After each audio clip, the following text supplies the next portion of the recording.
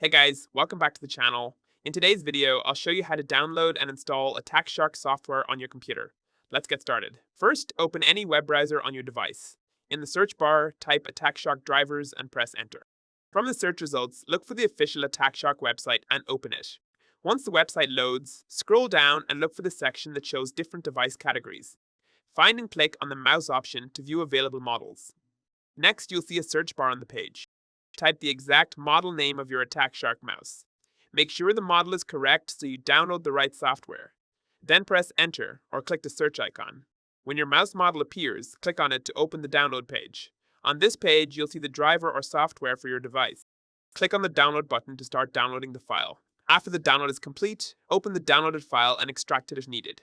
Inside the folder, you'll find the setup or driver file. Double-click it to start the installation. Now follow the on-screen instructions to complete the installation process.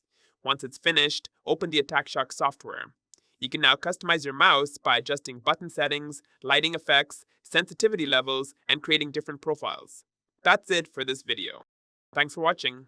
Don't forget to like, subscribe, and turn on notifications for more helpful tutorials. See you next time.